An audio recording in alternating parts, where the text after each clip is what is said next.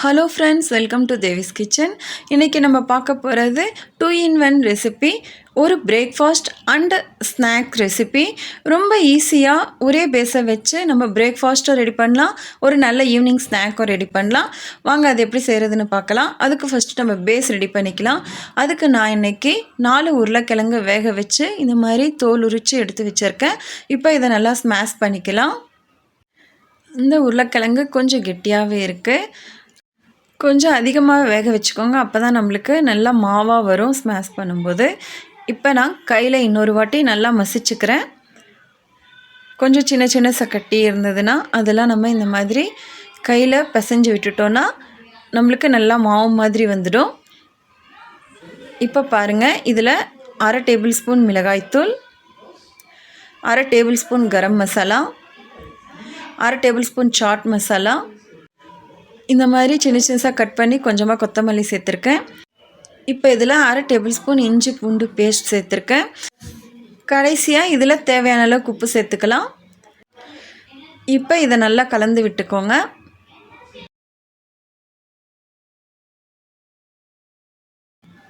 உருளைக்கிழங்குல கட்டிகள் எதுவுமே இல்லாமல் நல்லா நைஸாக மசிச்சுக்கோங்க. அப்போ தான் நம்மளுக்கு ப்ரெட்டில் ஸ்டஃபிங் வைக்கும்போது நல்லாயிருக்கும்.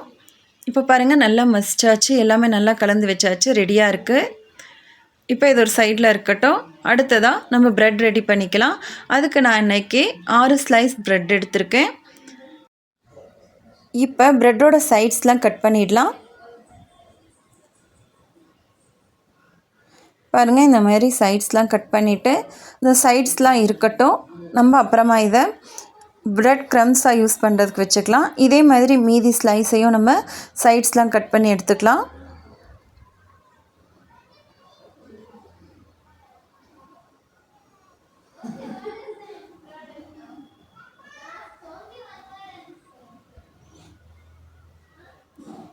இப்போ பாருங்கள், ப்ரெட்லாம் ரெடியாக இருக்குது. எல்லா சைடும் கட் பண்ணியாச்சு. இப்போ இந்த சைடை நம்ம வேஸ்ட் பண்ணாமல் ப்ரெட் க்ரம்ஸாக நம்ம யூஸ் பண்ணிக்கலாம். அதுக்கு ஒரு மிக்ஸி ஜாரில் இந்த மாதிரி நம்ம போட்டு ஒரு பல்ஸ் கொடுத்தா போதும், நம்மளுக்கு ப்ரெட் க்ரம்ஸ் ரெடி ஆகிரும். இப்போ பாருங்கள், ப்ரெட் க்ரம்ஸ் ரெடி ஆகிடுச்சு. இதை ஒரு பிளேட்டுக்கு மாற்றிக்கிறேன்.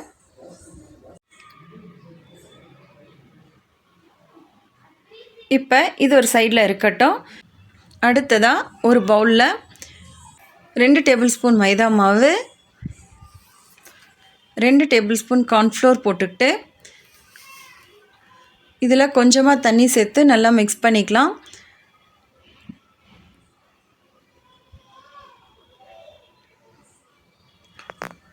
கட்டிகள் எதுவும் இல்லாமல், ரொம்ப கெட்டியாகவும் இல்லாமல், ரொம்ப தண்ணியாகவும் இல்லாமல் இந்த அளவுக்கு கலந்து வச்சுக்கலாம்.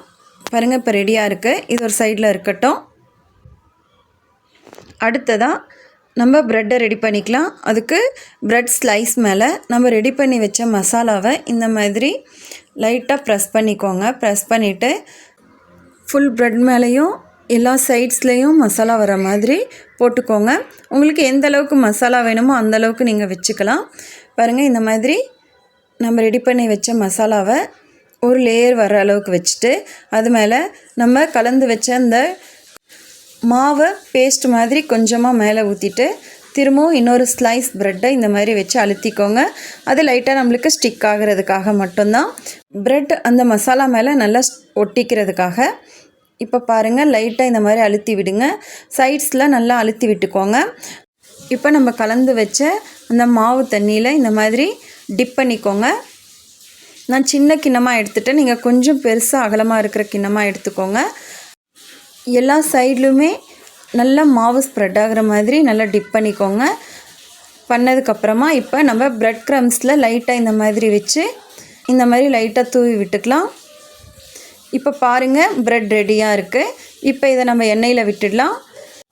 ஒரு கடாயில் எண்ணெய் வச்சு எண்ணெய் நல்லா சூடானதுக்கப்புறமா ப்ரெட்டை போட்டுடலாம்.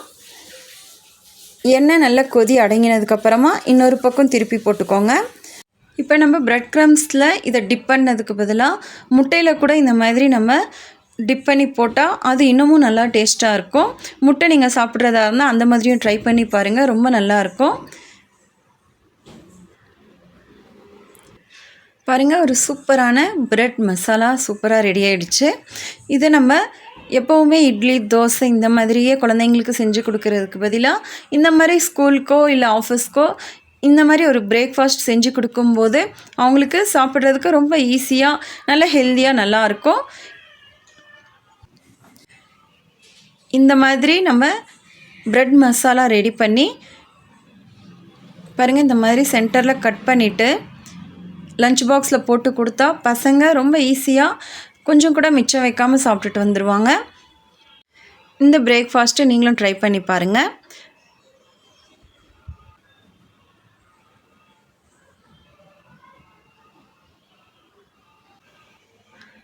அடுத்ததாக சேம் அதே மசாலாவை வச்சு நம்ம ஒரு நல்ல ஈவினிங் ஸ்நாக் ரெடி பண்ணலாம். அதுக்கு இந்த மாதிரி கையில் வச்சு அழுத்தி விட்டுக்கோங்க. இந்த மாதிரி செஞ்சு நம்ம இந்த கார்ன்ஃப்ளவர் மாவில் லைட்டாக இந்த மாதிரி டிப் பண்ணிக்கோங்க. அடுத்ததாக நம்ம ரெடி பண்ணி வச்ச பிரெட் க்ரம்ஸில் இந்த மாதிரி லைட்டாக ரோல் பண்ணிக்கோங்க. ரொம்ப அதிகமாக ஒட்டிச்சுன்னா அப்புறம் எண்ணெயில் அந்த பிரெட் க்ரம்ஸ்லாம் விழுந்து கருப்பாகிரும். இப்போ ரெடியாக இருக்குது பாருங்கள். இதே மாதிரி மீதி எல்லாத்தையும் செஞ்சு எடுத்தாச்சு. இப்போ எல்லா பிரெட் ரோல்ஸும் ரெடியாக இருக்குது. எண்ணெயில் பொரித்து எடுத்துடலாம். பாருங்கள், இந்த மாதிரி எண்ணெயில் ஒன்றா போட்டுக்கோங்க. 2 டிஷ்ஷுமே ஒரே வாட்டி பண்ணதால் பிரெட் மசாலா போட்ட எண்ணெயிலேயே பிரெட் ரோல்ஸையும் போடுறேன். நிறைய ஒரே வாட்டி போடாதீங்க, கொஞ்சம் கேப் விட்டு இடம் இருக்கிற மாதிரி பார்த்துக்கோங்க. எண்ணெய் கொதி கொஞ்சம் அடங்கினதுக்கப்புறமா லைட்டாக இந்த மாதிரி கலந்து விட்டுக்கிட்டே இருங்க.